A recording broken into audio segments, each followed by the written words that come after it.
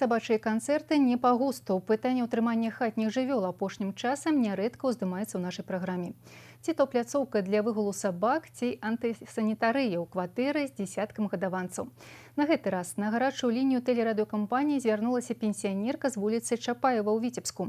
Яе праблема – выццё і брэх суседскага сабакі, які давёў жанчыну да нервовага захворвання. Наш карэспандэнт Ольга Шмаргун адправілася паслухаць сабачыя сімфоніі. Апошнія пару гадоў раніца Галіны Віктараўны пачынаецца не з кубка духмянай кавы, а з берушоў у вушах. Пакінуты на ўвесь рабочы дзень у адзіноце, суседскі сабака сумуе, скуголіць і брэша. Па гэтай прычыне зусім не канфліктная жанчына пасварылася з суседзямі і нават трапіла ў бальніцу з нервовым захворваннем. Они меня отправили в психодиспансер. Я лежала там 2 недели. Они сняли мне это все сняли.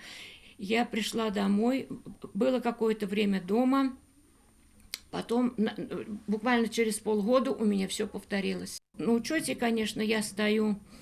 И вот сегодня я ходила, и мне сказали, что у меня состояние критическое. Да пачатку сабачых канцэртаў Галіна Віктараўна не мела праблем ні з суседзямі, ні са здароўем. За вырашэннем сабачага пытання яна звярталася ў міліцыю, мясцовае ЖЭУ і нават у прокуратуру. Гатовая пайсці і далей. Вось толькі адказ паўсюль адзін. Правілы карыстання жылымі памяшканнямі суседзі не парушаюць. І таму дзеянні камунальнікаў і праваахоўнікаў абмяжоўваюцца прафілактычнымі гутаркамі з уладальнікамі сабакі.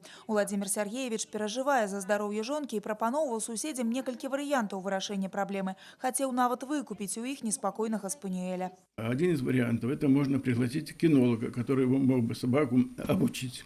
Один из вариантов – это самый, наверное, простой – купить ошейник специальный, который продается вот для того, чтобы снять эту проблему.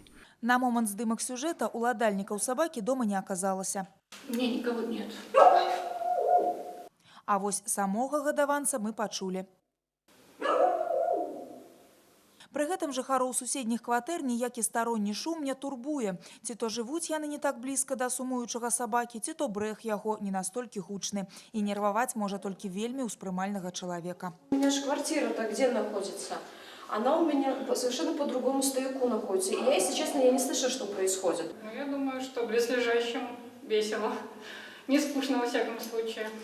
У мясцовым ЖЭУ ведаюць праблему, але таксама разводзяць рукамі. Калі б звароты жыхароў былі калектыўнымі, іншая справа. А так падставы для складання пратакола на ўладальнікаў сабакі няма. І гэта проста слова аднаго чалавека супраць слова іншага. К нам поступили материалы из милиции. По поводу этих материалов были произведены проверки. Начат административный процесс. Опрошены жители рядом расположенных квартир. В ходе опроса выяснилось, что собака из квартиры номер 8 никому больше из соседей не мешала. Факта нарушений правил пользования жилыми помещениями не было установлено. Адміністрацыйны працэс закрылі, аднак ведаючы пра сабаку разладу, супрацоўнікі ЖЭУ паабяцалі яшчэ раз правесці выхаваўчую гутарку з хатнім гадаванцам і яго гаспадарамі. Ольга Шмаргун, Александр Прыстаўка, навіны, Віцебск.